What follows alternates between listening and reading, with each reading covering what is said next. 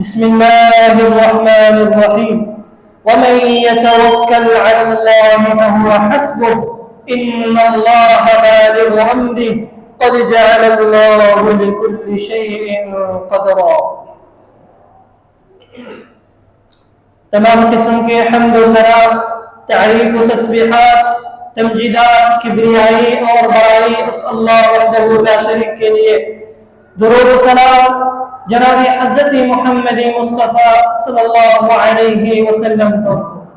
محترم سامعین اور سامعات، اعتماد، توکل، بھروسہ اللہ رب العالمین پر یہ ایک ایسا موضوع ہے کہ جس کے لیے ہمیں اس دور کے اندر، اس زمانے کے اندر اور اس حالات کے اندر جس کے ہمیں بہت اشد ضرورت ہے،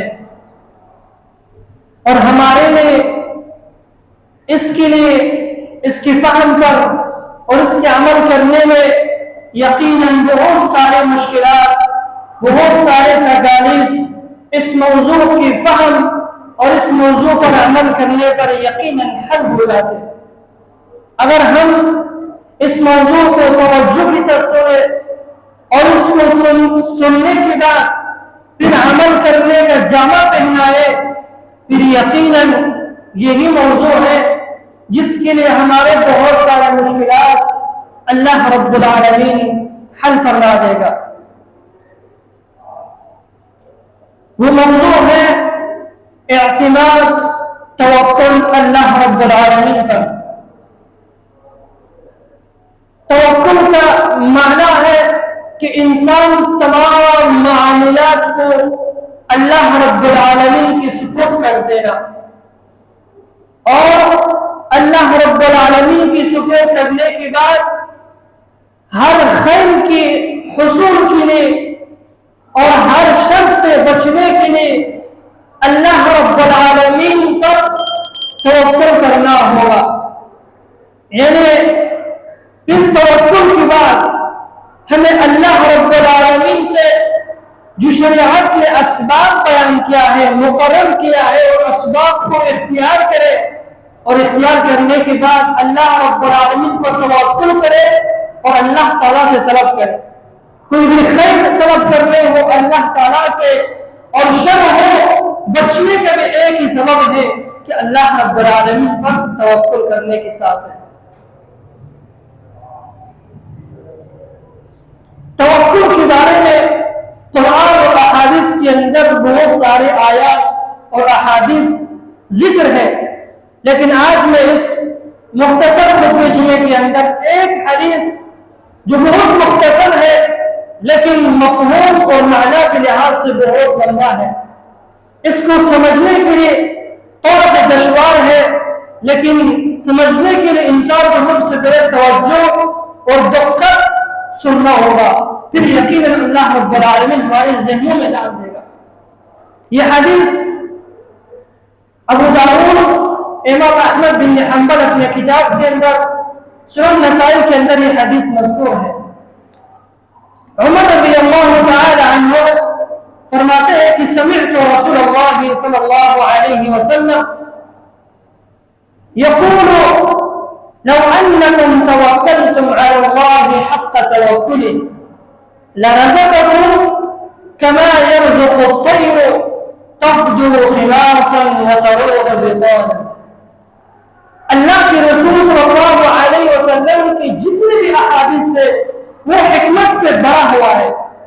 اب اس حکمت کو سمجھنے کے لیے ہمیں دقت کرنا ہوگا، فکر کرنا ہوگا، سوچ کرنا ہوگا، لیکن اس کے ساتھ ساتھ ہمارے پاس کچھ علم ہوگا تو یقیناً پھر ہم سمجھیں گے کہ اس حدیث میں کیا حکمت ہے، اللہ کے رسول اصل میں کیا بیان کرنا چاہتے ہیں. اس حدیث کے اندر اللہ کے رسول صلی اللہ علیہ وسلم عجیب ایک نقطہ ذکر کر رہے ہیں، عجیب ایک نقطہ بیان کر رہے ہیں جو آپ نہیں سمجھتے، لیکن کوشش کریں کہ اللہ رب العالمین ہمیں ہمارے دل میں سے سوچ ڈالے کہ جس کے ذریعے سے ہم سمجھیں. اللہ کے رسول صلی اللہ علیہ وسلم نے فرمایا، مختصر سے حدیث ہے، لو انکم توکلتم علی اللہ، لوگوں اگر تم اللہ رب العالمین پر توکل کرو اللہ رب العالمین پر اعتماد کرو، علی اللہ حق توکل، جس طرح اللہ پر توکل کرنے کا حق ہے۔ حقیقت توکل موضوع کے آخر میں بیان کروں گا۔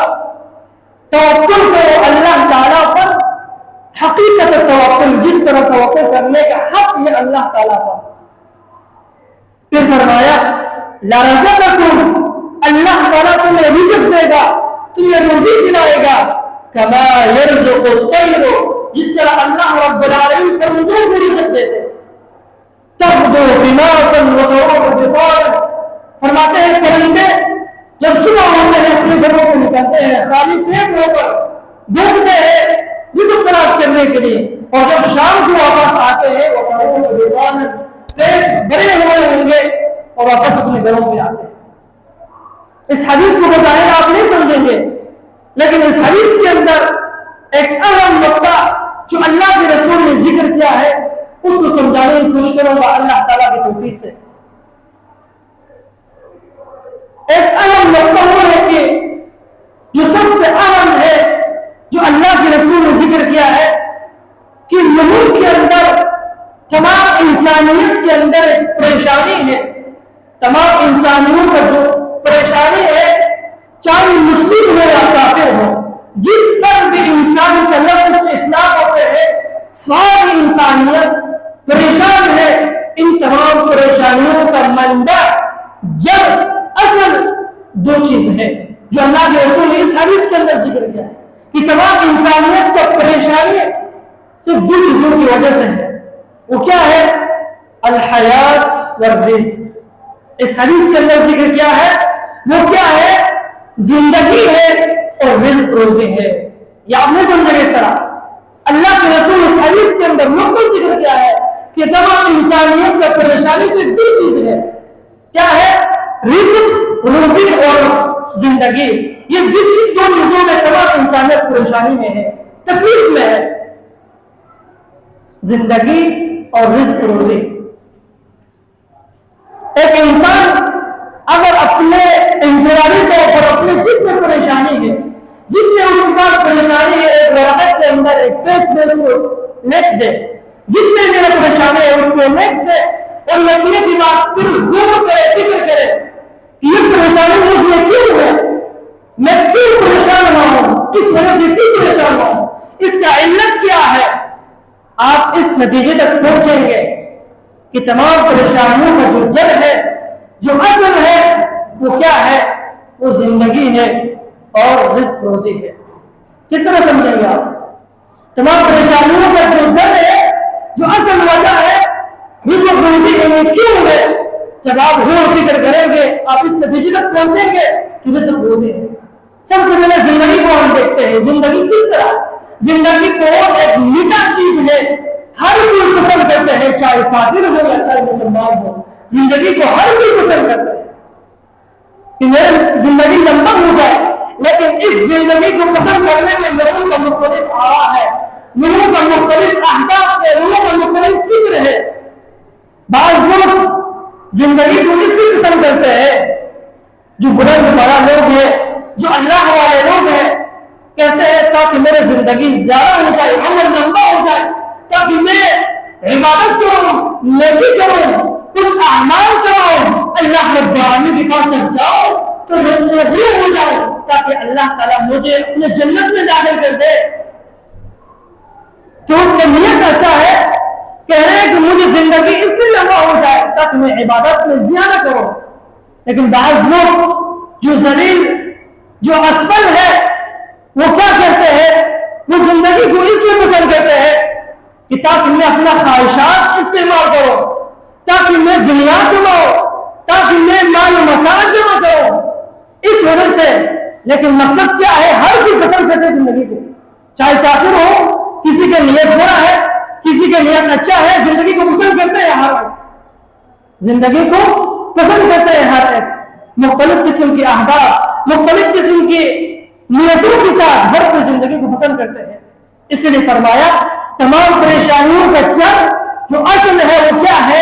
ایک زندگی ہے اور رزق روزی ہے۔ زندگی بہت میٹھا چیز ہے، ہر کوئی اس میں پریشان ہے، جب یہ زندگی اتنے محبوب چیز ہے تو اس کی حفاظت کے لیے ہر کوئی پریشان ہے. اس زندگی کی حفاظت کے لیے ہر کوئی پریشان ہے. کس طرح میں حفاظت کروں؟ مثال کے طور پر ہم جنگ سے کیوں ڈرتے؟ جہاد سے کیوں ڈرتے؟ جان چلے جاتے ہیں نا.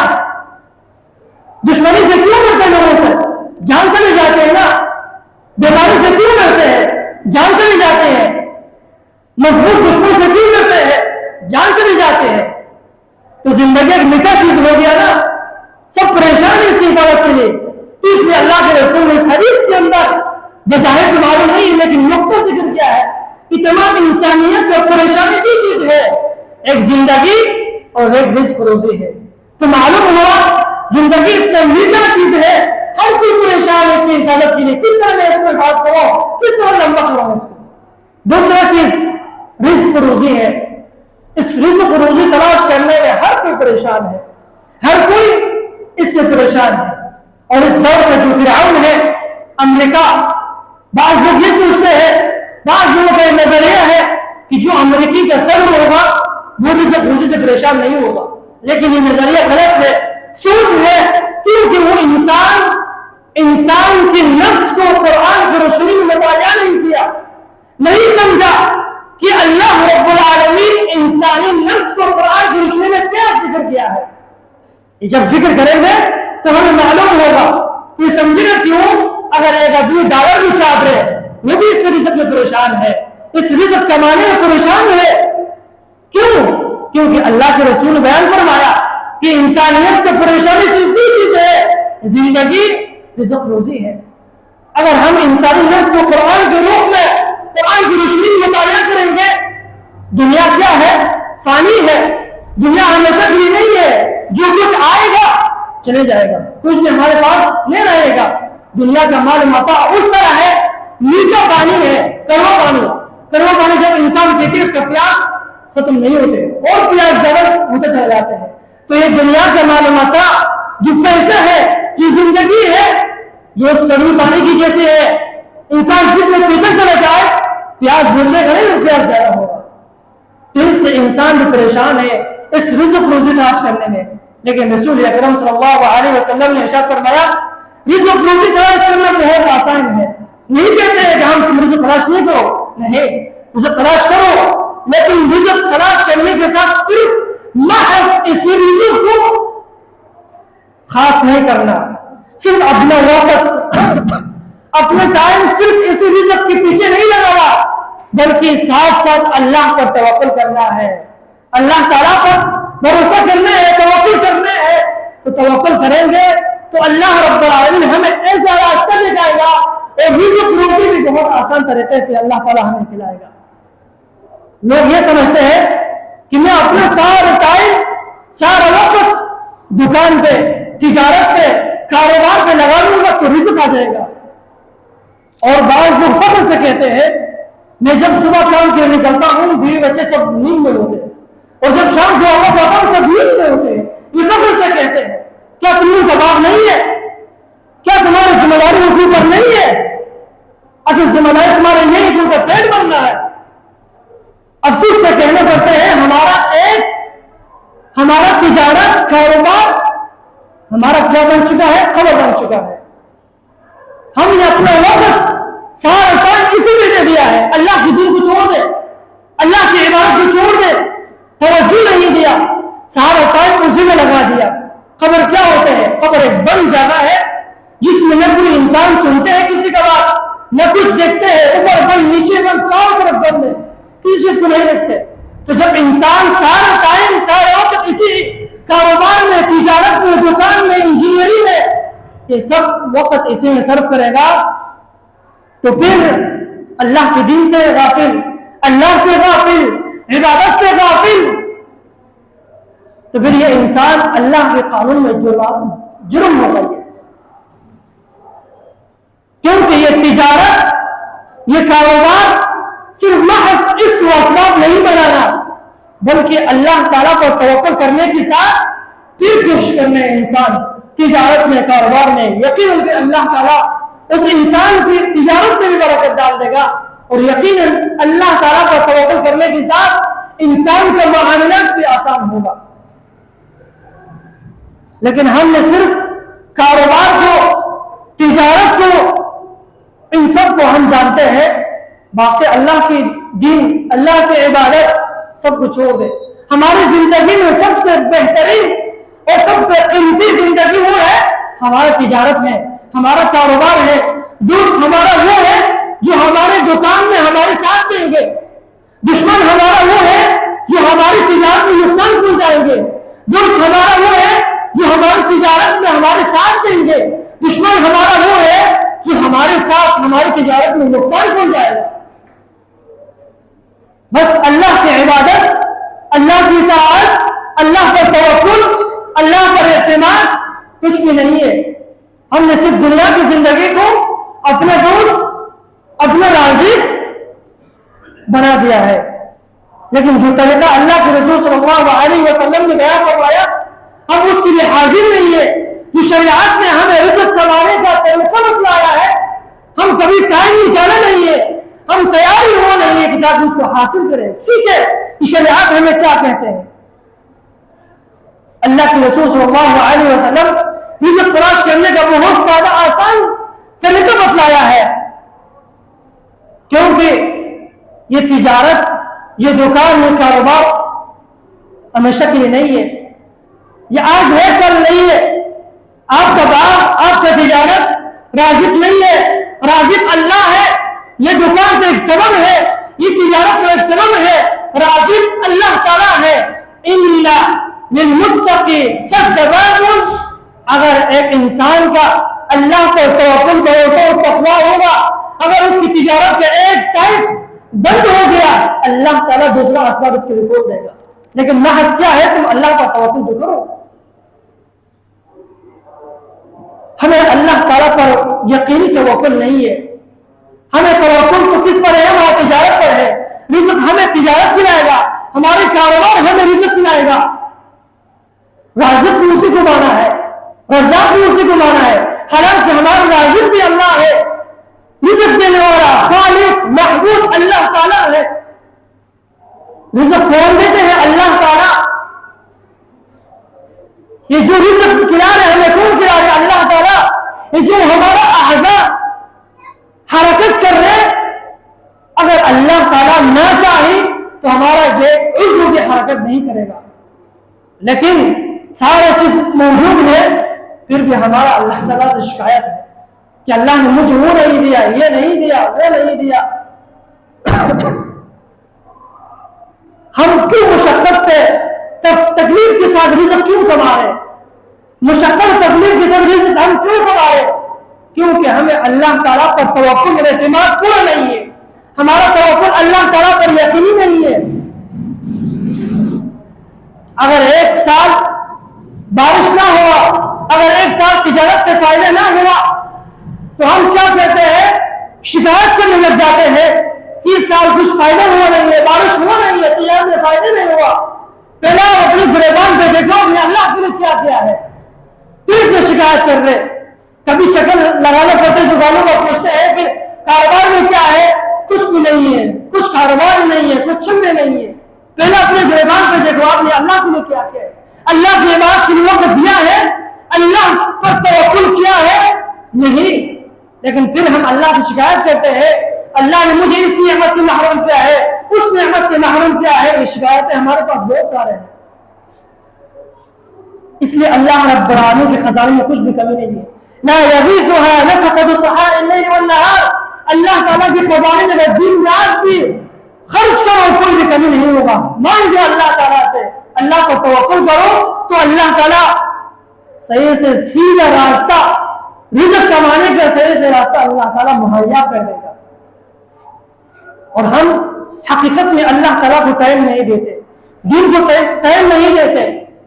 مثال کے طور پر اس مسجد کے اندر جب تکبیر کا ٹائم ہوتا ہے جمعہ کا دن تو جگہ نہیں ہوتے نمازیوں کے لیے، لیکن جب خطیب ممبر پہ چڑھتے ہیں تو اس وقت ایک سب مشکل سے جب آپ کو ملیں گے۔ کیوں لوگ کیوں اذان سے پہلے نہیں آتے؟ کیونکہ تجارت ان کو نہیں چھوڑتے، دکان اس کو نہیں چھوڑتے، معاملات اس کو نہیں چھوڑتے، ڈاکٹر ہے اس کا کاروبار نہیں چھوڑتے، انجینئر ہے اس کی انجینئرنگ نہیں چھوڑتے۔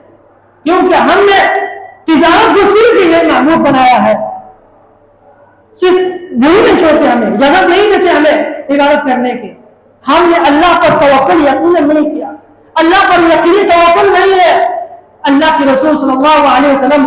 اور ہم نہیں چاہتے کہ ہمارا نام اس رجسٹر پہ درج ہو جو جمعے کے بعد وہ فرشتے اللہ کے پاس جائیں گے، لسٹ پیش کریں گے اللہ کے سامنے، ہمارا نام ہم نہیں چاہتے کہ اس رجسٹر میں ہو.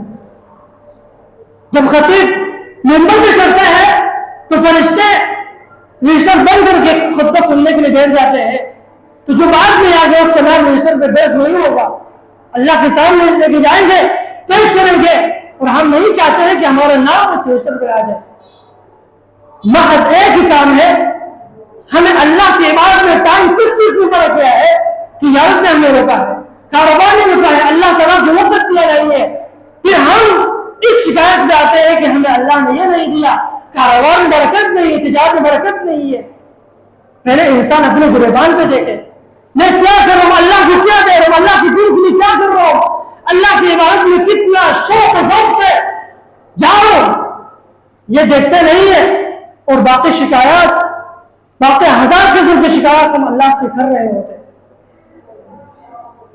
مثال کے طور پر اگر ایک طرف اللہ تعالیٰ ہو اور ایک طرف ہمارا تجارت ہو، ہم اللہ تعالیٰ کی یقیناً 5 روپے کے برابر بھی قدر نہیں کرتے، اللہ تعالیٰ کو 5 روپے کے برابر خریدتے نہیں ہے، اللہ کی دین کی قدر ہمارے پاس کچھ بھی نہیں ہے.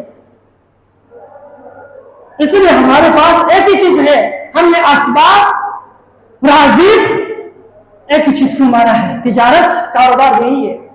صحابہ کرام بھی معصوم کاروبار تھے، تجارت تھے، لیکن اللہ کی دین کو بھی ٹائم دیتے تھے، اللہ کی عبادت کو بھی وہاں پر نکالتے تھے. تو یقیناً جب انسان ان 2 چیزوں کو سامنے رکھے گا تو یقیناً اللہ تعالیٰ اس کے لیے رزق کا دروازہ بھی کھول دے گا، کمانے کا بھی دروازہ کھول دے گا، اور برکت ہر چیز طرف سے آئیں گے. اللہ اکبر. اس لیے اللہ کے رسول صلی اللہ علیہ وسلم اس حدیث کے اندر 2 چیزوں کا تذکرہ کیا ہے کہ انسانیت پریشان ہے، اس 2 چیز کے اندر ہے، ایک رزق، روزی اور زندگی. یہ 2 چیزیں تو ہر کوئی چاہتے ہیں، ہر کوئی نہیں چاہتے کہ مجھ سے طلب ہو جائے، مجھ سے دور ہو جائے. اللہ کے رسول صلی اللہ علیہ وسلم کی احادیث مبارکہ یہ حکمت سے بڑے ہوئے ہر ایک بات، لیکن ہم تو سنیں اس کو.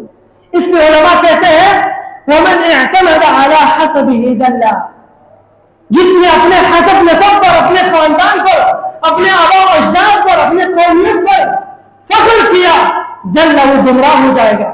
میں فلاں خاندان سے ہوں، میرا باپ تاجر ہے، کاروباری ہے، یقیناً میرا کوئی خوف نہیں ہے، فخر کر لے، یقیناً وہ گمراہ ہو جائے گا، ذلیل ہو جائے گا.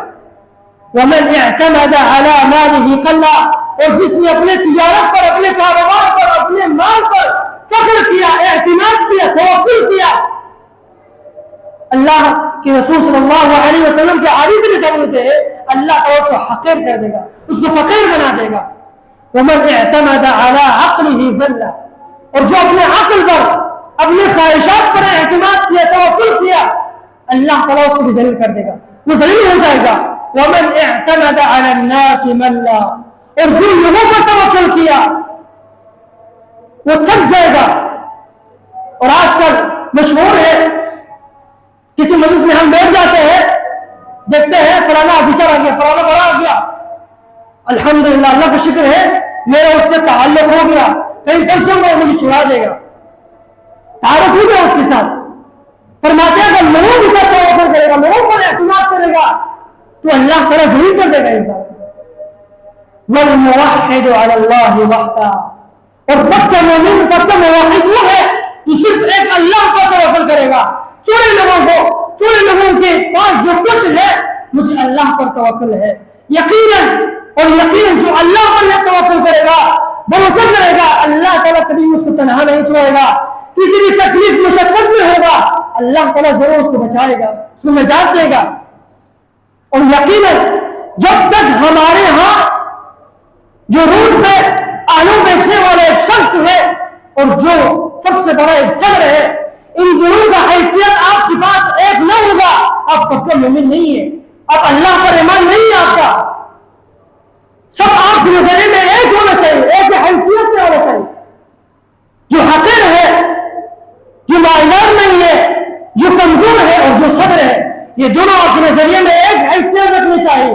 جب تک ایک نہ ہوگا آپ کو اللہ پر یقین سے ایمان نہیں ہے، مکمل ایمان نہیں ہے، اللہ کو صحیح سے پہچان نہیں ہے. کیونکہ یہ مشہور ہے، کوئی ایسے ہمارے پاس کوئی چیز طرف سے لے کے جاتے ہیں تو ہم کہتے ہیں میں تو آپ کو جانتا نہیں ہے، کس طرح آپ پر توقع کرو، کچھ دے نہیں سکتا آپ کو.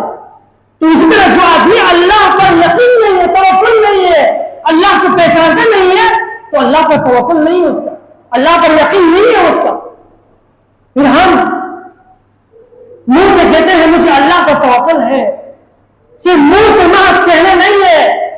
کہتے ہیں اللہ پر توکل ہے، پہلے اپنے زمین پہ جانچو کیا دل کیا کہہ رہے ہیں. حقیقت میں تمہارا توکل اللہ پر ہے.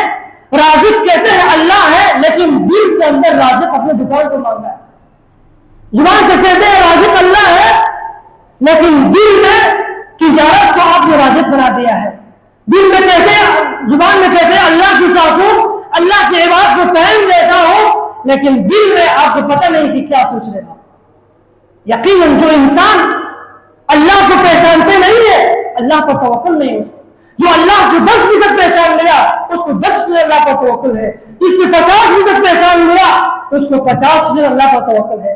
یقیناً یہ توکل انسان کو اللہ تعالیٰ کی معرفت کو پہچانتے ہیں. یہ توکل ایمان کا نتیجہ ہے کہ آپ کے پاس ایمان ہے. اللہ پر توکل نہیں ہے، حقیقت میں ایمان نہیں ہے. اس لیے حاتم اسم سے عظیم عالم تھے، اس سے کسی نے پوچھا علی ما بنیت ما نرى لك من التوکل علی اللہ. ہم آپ کو دیکھتے ہیں آپ کو اللہ پر اتنا توکل ہے، کس چیز نے آپ کس مقام تک پہنچا دے جو آپ اللہ پر توکل کرتے ہیں اتنا. فرمایا 4 چیزوں پہ میں نے سوچا، غور کیا، فکر کیا، یہ 4 چیزوں نے مجھے اللہ پر توکل کرنے پر مجبور کر دیا. یہ 4 چیزوں نے ہمیں اللہ پر توکل کرنے پر مجبور کر دیا. یقیناً سلف صالحین کتنے عظیم لوگ تھے. قربان جاؤں کا ان کے بات کو سونے کے پانی سے لے کے ہم بھی کم ہے. اور افسوس ہے لیکن آج کل وہ لوگ باتیں اپنے عمل سے کرتے تھے اور ہم کتابوں سے پڑھ کے کہتے لوگوں کو، لیکن حقیقت میں ہم بھی کہتے ہیں. وہ لوگ عمل سے کہتے، کاش کہ ہم بھی اس باتوں کو اپنے عمل سے کریں. کہتے ہیں میں 4 چیزوں پر غور کیا، پھر میں اس مقام تک پہنچا، مجھے اللہ پر حقیقت میں توکل ہوا اور یقین ہوا. سب سے پہلا علمت ان رزقی لن یأکل غیری. پہلے میں نے یہ سوچا، یہ جان لیا کہ جو میرے رزق میں، میرے تقدیر میں جو رزق لکھا ہوا ہے وہ میرے علاوہ کوئی نہیں کھا سکتے. جو اللہ نے میرے مقدر میں رزق مقرر کیا ہے، اگر کافر کے پاس ہوگا، لیکن کافر آپ سے نفرت کرتے ہیں لیکن اس کا دل اللہ تعالیٰ کے 2 انگلیوں کے بیچ میں ہے. اللہ تعالیٰ آپ کی ذریعے سے کھلائے گا، آپ کا رزق جہاں لکھا ہوگا آپ کو مل جائے گا. اس لیے میں نے سوچا کہ میرا رزق میرے علاوہ کوئی نہیں کھا سکتے، تو اس لیے میں نے اللہ پر توکل کر دیا. جبرائیل علیہ السلام اللہ کے رسول کی کان میں کہنے لگے ان النفس لن تموت حتى تستكمل رزقها. یا رسول اللہ، کوئی بھی انسان جب تک اپنا تقدیر میں لکھا ہوا رزق ہے جب تک اس کو مکمل نہیں کرے گا دنیا سے نہیں جائے گا. بس کہا مجھے معلوم ہوا میرے رزق میرے علاوہ کوئی نہیں کھا سکتے، تو اس لیے مجھے اللہ پر یقین ہو گیا، میں نے اللہ پر توکل کیا. جیل کے اندر ہو، سختی میں ہو، مشقت میں ہو، اللہ کا تمہیں کھلائے گا. اور پھر فرمایا دوسرا چیز علمت ان عملی لا يعمله غیری وانا مشغول به. اور میں نے یہ پہچان لیا، یہ جان لیا کہ جو عمل اللہ رب العالمین نے میرے مقدر میں لکھا ہے، جو عمل میں کروں گا میرے علاوہ کوئی نہیں کر سکتے. جو عمل، جو عبادت، جو اطاعت میں کروں گا میرے عبادت کوئی نہیں کر سکتے. تو اس لیے میں نے اپنے عبادت میں مشغول ہو گیا، باقی دنیا کو چھوڑ دیا، دنیا کی کاروبار، دنیا کی معاملات کو چھوڑ دیا، میں نے اپنے عبادت میں مشغول ہو گیا. عبادت جو اللہ نے میرے تقدیر میں لکھا ہے میں عبادت کروں گا، وہی کروں گا، میرے علاوہ کوئی نہیں کر سکتے. اور تیسرا چیز علمت ان الموت یأتی بغتۃ فأبادره. اور میں نے جان لیا کہ موت جو ہے اچانک آنے والا ہے. موت ہمیں نہیں بتا دے کہ موت میں آ رہا ہوں، بلکہ موت اچانک آئے گا، تو اس لیے میں اس کی تیاری کر رہا ہوں، موت آنے سے پہلے کوشش کر رہا ہوں، اس کی تیاری کر رہا ہوں، اس کے لیے اسباب اختیار کر رہا ہوں۔ اس لیے فرمایا ایسا نہ ہو کہ موت آ جائے پھر مجھ سے پوچھے آپ کا جان لے لو، یا پھر میں اس سے کہوں کہ تھوڑے مہلت دے دو تاکہ میں کچھ عبادت کروں، کچھ نمازیں کروں، کچھ اطاعت کروں، پھر میرے جان لے لو۔ کہا نہیں، موت اچانک آنے والا ہے، اس لیے اس کی تیاری کے لیے میں ہمیشہ مشغول رہا ہوں، ساری دنیا کو چھوڑ دیا، اس کی عبادت کے لیے میں ٹائم نکال دیا۔ یقیناً مجھے ان چیزوں نے اللہ پر توکل کرنا مجبور کر دیا، مجھے اللہ پر توکل ہو گیا۔ اور چوتھا چیز، وَعَلِمْتُ أَنَّنِي أَخْلُو مِنْ عَيْنِ اللَّهِ فَأَنَا أَسْتَحْيِي بِهِ، اور میں نے پہچان لیا کہ اللہ کی نظر سے کوئی بھی غائب نہیں ہو سکتے، میں جہاں بھی جاؤں گا اللہ کی نظر سے غافل نہیں ہو سکتا۔ جب بھی گناہ کرنے کا ارادہ ہوا تو مجھے ایک ہی خیال آیا، اللہ تو مجھے دیکھ رہا ہے، میں اللہ سے غافل کچھ کام نہیں کر سکتا۔ تو اس لیے میں جب بھی گناہ ذہن میں آ جاتا میں اللہ کی عبادت میں نپٹ جاتا، اللہ کے پاس آتا۔ تو اس لیے ان چار چیزوں نے مجھے اللہ پر اعتماد توکل کرنے پر مجبور کر دیا۔ اس لیے میں نے اللہ پر توکل کیا کہ ساری چیزوں کو چھوڑنے ہیں، صرف ایک ذات پر توکل کرنے، کیونکہ اسی کے پاس جانے ہیں۔ ہمیشہ دنیا نہیں ہے، 60-70 سال کی عمر ہے، لیکن اس عمر کو آپ نے برائی میں گزارا، عبادت میں گزارا، حقیقت میں اللہ کے پاس جانے ہیں، لیکن سوال جواب کا اللہ کے سامنے پیش ہونے جواب دینے ہیں۔ تو اس نے سارے بات کو چھوڑ دیا، ایک اللہ پر توکل کیا ہے۔ یقیناً توکل جو ہے ہمیں اللہ تعالیٰ کے معرفت پہچانتے ہیں، یہ توکل اللہ پر کرنا ہمیں اللہ تعالیٰ کی قریب کر دیتے ہیں، اللہ تعالیٰ کی معرفت کو ہمیں حاصل ہوتے ہیں۔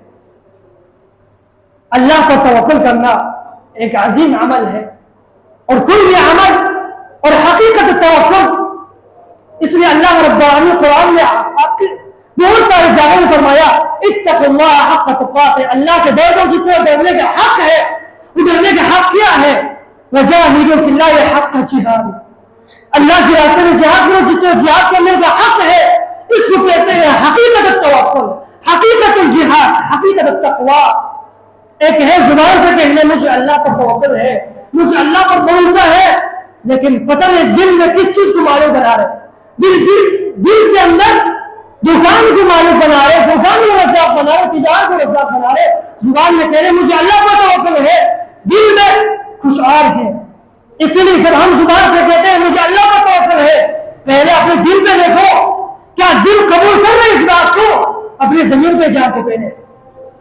سلف صالحین کتنے عظیم لوگ تھے، ہر بات اپنے عمل سے کہتے تھے، اور وہ اللہ پر توکل اتنے کرتے تھے کہ ہم جیسے لوگ زبان سے کہتے ہیں اور عمل سے کتنے ہی مل جوڑ ہوتے ہیں۔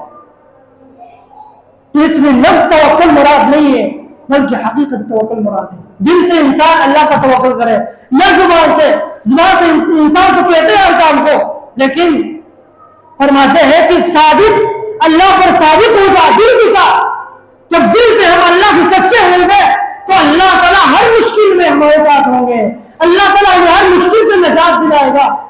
جب زبان سے اللہ کے ساتھ ہوں گے دل سے نہیں تو ہمارا توکل بھی اللہ سے نہیں ہوگا۔ جسے بتایا جس کے 10% اللہ پر یقین ہے، 10% اللہ کو پہچانتے ہیں تو 10% اللہ پر توکل ہے، جو 100% اللہ کو پہچانتے ہیں تو 100% اللہ پر توکل ہے۔ توکل کے 3 مراتب ہے، ایک ترک الشکایہ اور رضا المحبہ۔ سب سے پہلے شکایت کو چھوڑ دینا، جو اللہ نے تمہارے تقدیر میں لکھ دیا ہے وہ مل جائے گا، شکایت نہیں کرو اللہ سے۔ حقیقت میں جو عزت جو نعمت آج کل ہماری معاشرے کے اندر جو غریب طبقے کے پاس ہے، اگر میں کہہ دوں یہ بات، فرعون کے پاس یہ نہیں تھے۔ جو چیزیں ہم استعمال کر رہے اس زمانے کے اندر بڑے لوگوں کے بادشاہ تھے ان کے پاس نہیں تھے، پھر بھی ہمیں اللہ سے شکایت ہے۔ اسی لیے اللہ پر توکل ہے، شکایت اللہ سے نہیں کرنے، اللہ پر توکل کرو جو حقیقی ذات ہے، ہمیشہ زندہ ہے۔ اس تجارت پر، اس دنیا کی ملامتوں پر توکل نہیں کرو، ہمیشہ کے لیے نہیں ہے، یہ ختم ہونے کے لیے ہے۔ توکل وهو الذی وهو الحی القیوم، جو اللہ حقیقی ذات ہے جو ہمیشہ زندہ ہے، اس پر توکل کرو، اس پر بھروسہ کرو۔ حقیقت توکل اللہ تعالیٰ کے ساتھ ہو۔ عمر بن عبدالعزیز کہتے تھے اصبحت وما لي سرور الا في مواضع القضاء، فرماتے جب میں صبح کرتا ہوں مجھے کوئی خوشی محسوس نہیں ہوتے الا مگر فیصلہ کے ساتھ۔ حقیقت میں بڑے لوگوں کی جو باتیں ہیں اللہ کے جو احادیث ہے حکمت سے بڑے ہوئے ہیں، ان کو عوام کو سمجھانا بہت مشکل ہے، لیکن کوشش کرتے ہیں کہ ہر بات کو آسان کر دے۔ فرماتے ہیں جو اللہ نے میرے مقدر میں جو چیز لکھا ہے میں اسی پر راضی ہوں۔ جو اللہ نے مقدر میں جو چیز لکھا ہے، اگر میں نے مقدر میں بیماری لکھا ہے اسی پر راضی ہوں، تکلیف لکھا ہے راضی ہوں، فقیری لکھا ہے راضی ہوں۔ اس لیے اللہ سے شکایت نہیں کرنا۔ دوسرا چیز اور رضا، اللہ پر راضی ہونا، جو اللہ نے تقدیر میں لکھا ہے جو چیز دیا ہے اس پر راضی ہونا ہمیں، تو یقیناً یہ توکل ہے۔ اور آخری چیز فرمایا المحبہ، اللہ تعالیٰ کے ساتھ محبت کرنا، عبادت کے ساتھ ٹائم دینا اللہ تعالیٰ کو۔ پھر یقیناً جب ہم اس مرحلے تک پہنچیں گے تو یقیناً پھر ہمارا توکل اللہ تعالیٰ کے ساتھ یقینی ہوگا۔ اللہ تعالیٰ سے